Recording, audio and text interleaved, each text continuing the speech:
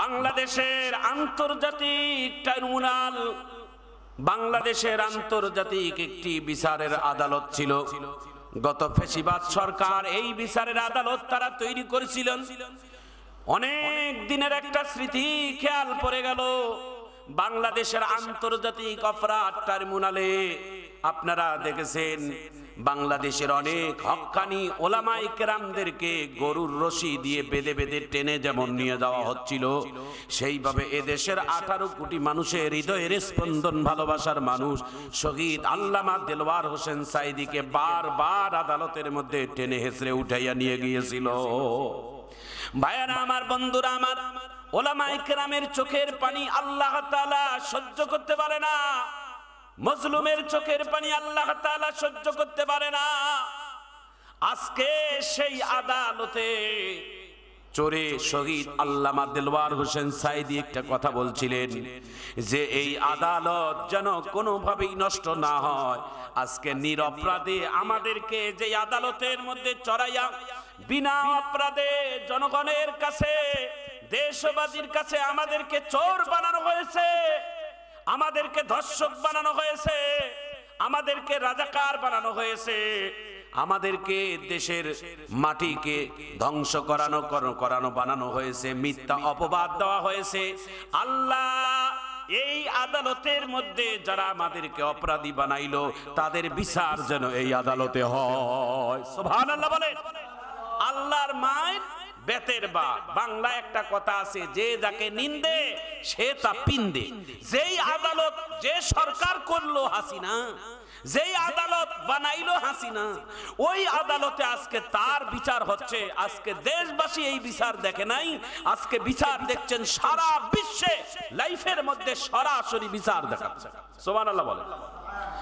রাষ্ট্রপক্ষ আজকে বিচারের আদালতে 3 জনকে আসামিকে গ্রেফতারি পরোয়ানা করছে। তার মধ্যে তিনি একজন, এদেশের তিনি 3 বারের কয়েকবারের রাষ্ট্রপ্রধান ছিলেন অবৈধভাবে, তার নাম শেখ হাসিনা, এবং তার মন্ত্রী ছিলেন, তার মন্ত্রীও কয়েকজন ছিলেন।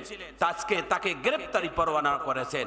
ওয়া মাকারু ওয়া মাকারাল্লাহ আল্লাহু খায়রুল মাকিরিন। আল্লাহর বিচার, আল্লাহর মায়ের বেতের বার। এই জন্য অপরাধ করার পর যারা অপরাধী করে তাদের সাজা পাওয়ার জন্যই আদালত।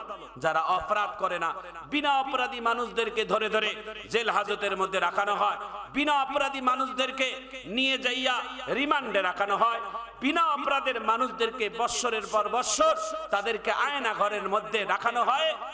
এদের চোখের পানি আল্লাহ তাআলা কবুল করেছে। আজকে দেখেন আল্লাহ তাআলার বিচার কেমন।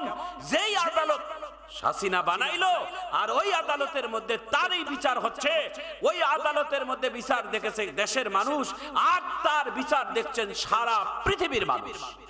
আল্লাহর মান বেতের বার। এই জন্য মনে রাখবেন, অপরাধ কাউকে ছাড়ে না, অপরাধ কাউকে ছাড়ে না। আল্লাহ ছেড়ে দেয়, ছাড় দেয় না। আল্লাহ ছাড় দেয়, ছেড়ে দেয় না। আল্লাহ বলে আমি ধরি না, যখন ধরি ছাড়ি না। আল্লাহ যখন ধরবে, পৃথিবীর সব শক্তি যদি তাকে বাঁচাইতে চায় বাঁচাইতে পারবে না। আর আল্লাহ যদি কাউকে বাঁচায়, তো পৃথিবীর সমস্ত শক্তি যদি তাকে মারতে চায় তাকে মারতে পারবে না। আল্লাহ তাআলার এরকম কঠিন আল্লাহ তাআলার পরীক্ষা আমরা দেখেছি। আমাদের জাতির পিতা ইব্রাহিম আলাইহিস সালাতু ওয়াস সালাম নমরুদের আগুনের মধ্যে তাকে পুড়ে মেরে ছাই বানাইতে চেয়েছিল। আল্লাহ ডাক দিয়ে বলে, এরে নমরুদ, তোমার কাজ তুমি করো, আমি আল্লাহর কাজ আমি করি।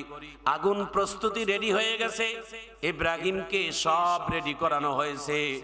ইব্রাহিমের মধ্যে হাতে পায়ের মধ্যে রশি লাগাইয়া জ্বলন্ত আগুনের মধ্যে যখন ইব্রাহিমকে ফেলিয়ে দেয়, ইব্রাহিম আল্লাহর খলিল, আল্লাহর দোস্ত, আকাশের দিকে তাকাইয়া লম্বা একটা নিঃশ্বাস ফেলে আমার রবকে একটা আদরের ডাক দিয়েছিলেন, আল্লাহ। আল্লাহর পাকের ডাক দিয়েছেন। আল্লাহর খলিল আগুনের মধ্যে পড়ার আগে আল্লাহ তাআলা আগুনের মধ্যে একটা নোটিশ ফেলিয়ে দিলেন, কুল্লা ইয়া নারু কুনি বারদান ওয়া সালামান আলা ইব্রাহিম হুয়া সাম্মাকুমুল মুসলিমিন। আল্লাহ তাআলা ডাক দিয়ে বলে, এরে আগুন, আমার ইব্রাহিম কিছুদিনের জন্য মেহমান হিসেবে আমি তোমার কাছে পাঠাচ্ছি। তুমি আগুন, তোমার কাজ হলো, তোমার দায়িত্ব হলো আগুন পুড়িয়ে ছাই করে দেওয়া, কিন্তু তামাম দুনিয়া পুড়ে ছাই বানাবা। আমার ইব্রাহিমের একটা পশম পুরাবার ক্ষমতা আমি আল্লাহ কেড়ে নিলাম। ওয়াসালামান আলা ইব্রাহিম, আল্লাহর খলিল এত আরামদায়ক আগুনের ভিতরে ছিল, কিতাবের মধ্যে আছে 40 দিন আগুনের ভিতরে ছিল। 40 দিনের পর আগুনের ভিতর থেকে বাহির হয়ে তিনি বলছেন জাতির কাছে, আল্লাহর জাতের সিফতের কসম করে বলি, গোটা পৃথিবীতে যত সুখ শান্তি আল্লাহ দেয় নাই, ততটা সুখ শান্তি 40 দিন আগুনের মধ্যে আমাকে রাখছে। আমার ভাইয়েরা, আমার বন্ধুরা, আল্লাহর পয়গম্বর মাছের পেটের ভিতরে ছিলেন। মাছের পেটের ভিতরে ইউনুস আলাইহিস সালাতু ওয়াস সালাম মাছের পেটের ভিতরে ছিলেন 40 দিন। 1 মাস নয়, 2 মাসের পেটের ভিতরে। তার কওমেরা মনে করছিলেন যে মাছ সমুদ্রের মধ্যে ফেলাই দিলে হয়তো সমুদ্রেতে পানি খেয়ে মারা যাবে, কিন্তু না না, পানির মধ্যেও আল্লাহ থাকে, আগুনের মধ্যেও আল্লাহ থাকে। দুনিয়ার সব জায়গায় আমার আল্লাহর সাহায্য আছে না? না, অবশ্যই আছে আল্লাহর সাহায্য সব জায়গায়। ইউনুস আলাইহিস সালাতু ওয়াস সালাম মাছের পেটের ভিতরে ছিলেন। ইউনুস নবী ডাক দিয়ে বলে, কোরআনের তাফসীর, আল্লাহর পয়গম্বর ডাক দিয়ে বলে, আমি মাছের পেটের ভিতরে গিয়ে 3টা স্তর আমি দেখতে পেয়েছিলাম। প্রথম স্তরটার মধ্যে মাছের গলার মধ্যে আমার জন্য রাজকীয় গেট বানাই রাখছে, আমাকে সংবোধনা দেওয়ার জন্য। জোরে কোন সুবহানাল্লাহ। দ্বিতীয় গেটটা রাজকীয় গেট। তৃতীয় নাম্বার গিয়ে যে দেখলাম রেস্ট হাউস আমার জন্য। মাছের পেটের ভিতরে আল্লাহর পয়গম্বর 40 দিন থাকবে, সুন্দর একটা রেস্ট হাউস বানাই রাখছে, রকমারি বিভিন্ন ধরনের খাবার রেখে রাখছে। আল্লাহর খলিল, আল্লাহর পয়গম্বর ইউনুস নবী মাছের পেটের ভিতরে জিকির করে, আর মাছের পেটের ভিতর থেকে বসে বসে সমুদ্রের নাজ নেয়ামতগুলো দেখতে থাকে। জোরে কোন সুবহানাল্লাহ। এ আল্লাহ তাআলা নবীদেরকে, রাসূলদেরকে, আল্লাহওয়ালাদেরকে যুগে যুগে এইভাবে আল্লাহ তাআলা দেখিয়েছেন যে আমি আল্লাহ আগুনের মধ্যেও শান্তিতে রাখতে পারি, আমি আল্লাহ পানির মধ্যেও শান্তিতে রাখতে পারি, আমি আল্লাহ গাছের ভিতরেও শান্তিতে রাখতে পারি, আমি আল্লাহ তাআলা চাইলে যেখানে ইচ্ছে সেখানেই শান্তিতে রাখতে পারি। এই জন্য আল্লাহ তাআলার নিয়ামত আর সুখ শান্তি খুঁজতে গেলে আল্লাহর দ্বীনের মধ্যেই, ইসলামের মধ্যেই পাওয়া যায়। ইসলাম ছাড়া আর কোনো জায়গায় সুখ আর শান্তি নাই। আমাদের দেশ যদি চোর মুক্ত, সন্ত্রাস মুক্ত, চাঁদাবাজ মুক্ত, আমাদের দেশকে যদি সুন্দর, সুখী, সমৃদ্ধ দেশ যদি বানাইতে চান, প্রতিজ্ঞা করেন এই দেশের দায়িত্ব আপনারা যাকে তাকে দিতে পারেন না, ঠিক কিনা বলেন? এ দেশের দায়িত্ব আমরা তাদেরকে দেব যাদের অন্তরের ভিতরে আল্লাহর ভয়, পরকালের ভয় যার অন্তরের মধ্যে আছে, তাদেরকে দিয়েই দেশ পরিচালনা করাবো। এটা আমাদের ঈমানি দায়িত্ব। কারণ একজন আল্লাহর ভয় যার অন্তরের মধ্যে আছে, সে যখন অপরাধ করবে তাহলে সে অপরাধ করতে গেলে তার ভয় লাগবে। রাসূল করিম সাল্লাল্লাহু আলাইহি ওয়াসাল্লাম এই হাদিসটা খেয়াল পড়ে গেল। আল্লাহ রাসূলের কাছে একজন অমুসলিম মুসলমান হতে আসলেন। এসে বলেন, ইয়া রাসূলুল্লাহ, আমি কালেমা পড়ব, তবে একবারে সব হুকুম আমার উপর চাপিয়ে দিয়েন না, আমাকে কিছু কিছু দেন যাতে করে অল্প করে আমি দায়িত্ব পালন করতে পারি। আল্লাহর নবী ডাক দিয়ে বলে, তাহলে তোমাকে একটা সবক দেই, আজ থেকে মিথ্যা কথা বলবা না। আজ থেকে কি বলবা না? মিথ্যা কথা বলবা না, এটা তোমার সবক। লোকটি ডাক দেয়া বলে, ঠিক আছে, এটা তো সহজ সবক, মিথ্যা বলবো না।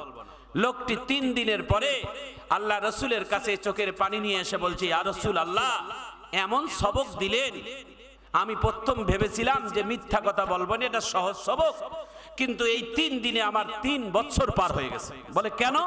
বলে মিথ্যা কথা না বললে যে কত কাজ যে সহি হয়ে যায়, এটা আমি বুঝতে পেরেছি। গতকালকে আমি নেশা করতে গিয়েছিলাম, মদ খাইতে গিয়েছিলাম। আমি মদের বোতল হাতে নিয়ে যখন খাবো, এমন সময় আপনার কথা খেয়াল পড়ে গেছে। রাসূল বলছে মিথ্যা কথা না বলতে। আমি যদি মদ খাই আর আল্লাহ রসুলের সাথে যদি আগামীকাল দেখা হয়, আমি যদি বলি খাই নাই, তাহলে তো মিথ্যায় থেকে গেল। আর যদি বলি খেয়েছি, তাহলে বেয়াদবি হয়ে গেল। যাক, আমি রসুলের সামনে আগামীকাল দাঁড়াবো, মিথ্যা বলবো না, মদ ছেড়ে দিলাম। পরের দিন আমি আবার জুয়ার আড্ডায় যাচ্ছিলাম, জুয়া খেলবো। আমি তখন আল্লাহ রসুলের এই সবকটার কথা খেয়াল পড়ে গেছে, আমি তখন জুয়া বাদ দিয়ে দিলাম।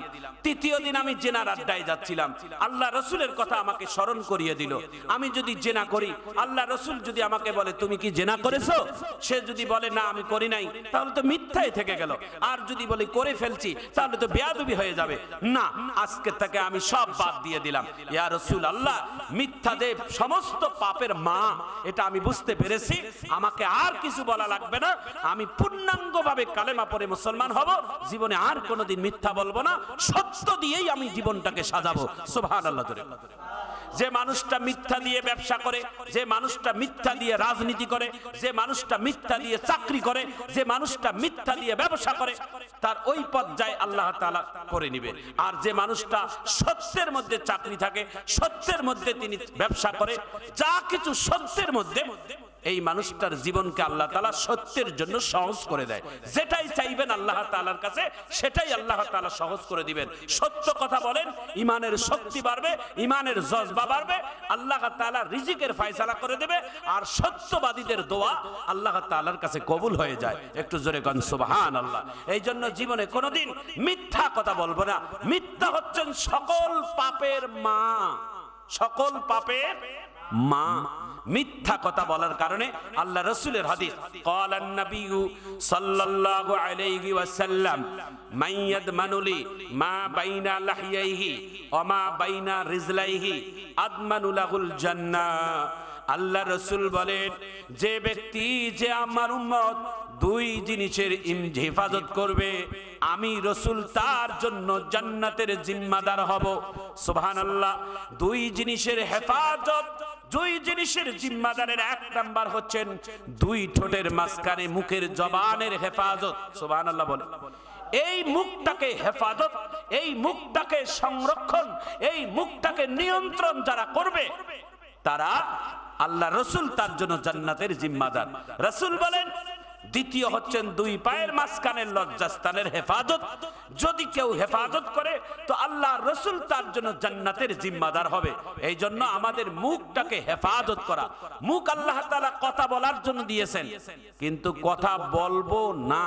কোন কথা বলবো না? মিথ্যা বলবো না, অযথা কথা বলবো না, বেশি কথা বলবো না। মুখ দিয়ে কথা বলবো। কি কথা? সুবহানাল্লাহ, আলহামদুলিল্লাহ, লা ইলাহা ইল্লাল্লাহ, আল্লাহু আকবার, আলহামদুলিল্লাহি রাব্বিল আলামিন। কোরআনের তেলাওয়াত করব, আল্লাহর প্রশংসার জিকিরগুলো করব, তাসবিহ তাহলিল পড়ব, তাওবা করব, বেশি বেশি করে তাওবাতুন নাসুহা পাঠ করব, ভালো ভালো কথা বলবো।